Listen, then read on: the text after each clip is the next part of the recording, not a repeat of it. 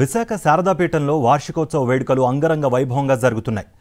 లోక కళ్యాణార్థం రాజసామల అమ్మవారి యాగాన్ని ఘనంగా నిర్వహిస్తున్నారు. వార్షికోత్సవ వేడుకల్లో భాగంగా మూడో రోజు శ్రీనివాస కళ్యాణం నిర్వహించారు. రాజసామల వనదుర్గ అమ్మవారికి శారదా పీఠాధిపతి స్వామి స్వరూపానందేంద్ర సరస్వతి అభిషేకం చేశారు. రాజసామల అమ్మవారి ఆశీస్సులు సామాన్య భక్తులకు అందించే రీతిన యాగం నిర్వహిస్తున్నట్లుగా శారదా పీఠం ఉత్తరాధికారి స్వామి స్వాత్మానందేంద్ర సరస్వతి తెలిపారు.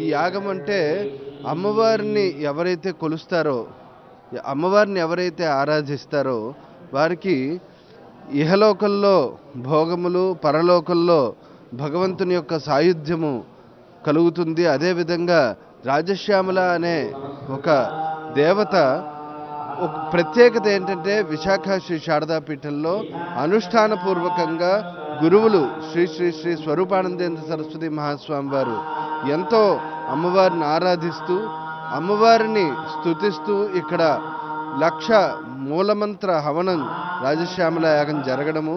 ఈ కాలం అంటే మాఘమాసంలో ఎవరైతే భగవంతుడిని ఆరాధిస్తారో వారికి శీఘ్ర ఫలితాలు ఉంటాయి, వేగంగా అనుకున్నది సాధిస్తారనేది ఈ మాసం యొక్క ప్రత్యేకత.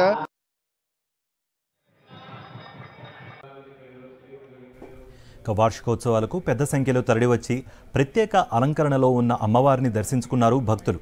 ఆ తర్వాత అమ్మవారి ప్రత్యేక పూజా కార్యక్రమాల్లో పాల్గొన్నారు. శారదాపీఠానికి రావడం ఎంతో అదృష్టంగా భావిస్తున్నామని భక్తులు సంతోషం వ్యక్తం చేశారు. ఈ నెల 19న శారదాపీఠంలో పూర్ణాహుతి కార్యక్రమం జరగనుంది.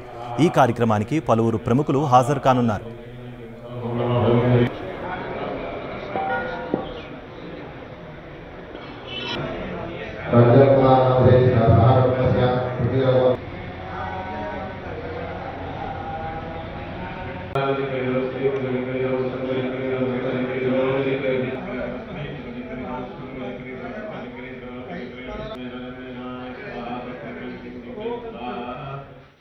శారదాపీఠానికి రావటం మా అదృష్టం. శారదాపీఠంలో ఇక్కడ జరిగే పూజా కార్యక్రమాలు, అమ్మవారిని సేవించుకోవడం అనేది చాలా అదృష్టం ఉండాలి.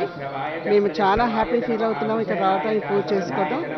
ఇక్కడ ఏర్పాట్లు కానీ అన్నీ కానీ చాలా సిస్టమేటిక్గా, చాలా పద్ధతిగా, వేద పండితులు కానీ అంత ఎక్స్పీరియన్స్ వేద పండితులు అన్నీ నాకు చాలా చాలా నచ్చినాయండి. మేము ఇన్ని రోజులు మిస్ అయ్యాం, మళ్ళీ రావాలనుకుంటున్నాం. చాలా మంచిగా జరుగుతున్నాయి పూజలు. మేము ఇది బాగా చాలా అంటే చాలా హ్యాపీ ఉన్నాం. థ్యాంక్ యూ అండి.